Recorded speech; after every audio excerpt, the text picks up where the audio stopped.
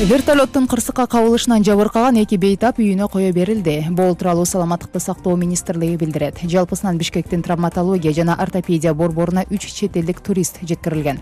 Алардын 2 үйүнө кое берилсе, бирөөнүн ийини сынып операция жасалды. Дагы 3 жоокер аскердик госпиталга жаткырылган.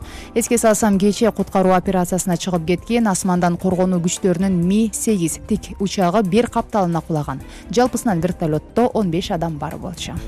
Ген прокуратуранын WhatsApp каналына баарынан көп даттануу милицияга келип түштү. Андан кийинки орунда сот органдары турат.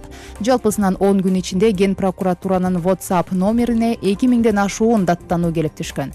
Башкы көзөмөлдөө органынын кызматкерлери жарандарга укугун коргоо үчүн кайда жана кандай тартипте мекемелерге кайрылуу керектигин түшүндүрдү. Ген прокуратуранын WhatsApp каналынын номеру 0550 75 39 77. Москвада адамдарды сүзүп алган кыргызстандык жигит жабыркагандарга жөлөк пулдарды толтура баштады. Бул тууралуу Чыңгыз Анарбек уулунун жактоочусу Павел Березин билдирди деп жазат Розу Балт. Ал моюнга алгандай айыпталуучу өзү чыгымды толтура албайт, ага кайдыгер болбогон коомдук уюмдар жардам берүүдө. Эске салсам, 16-июнда таксист Чыңгыз уулу Анарбек унаасы менен тротуарга чыгып кетип 8 адамды сүзүп алган. Ал 20 саат уктабай тормоз менен газды алмаштырып алганын айтууда. Азыр айыпталуучу тергөө абагында.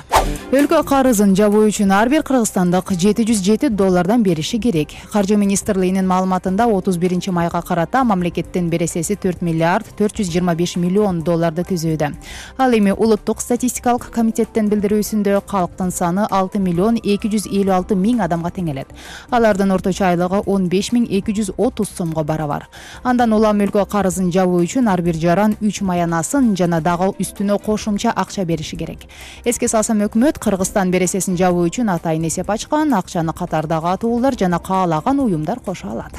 Кыргызстандык зыяратчылардын жүргөн жери онлайн режиминде көзөмөлдөнөт. Бул тууралуу мусулмандардын дин башкармалыгы билдирет. Быйыл зыяратчылардын Сауд Арабиясында жоголуп кетүүсүн алдын алуу үчүн кыргызстандык программисттер уюлдук тиркеме иштеп чыкты.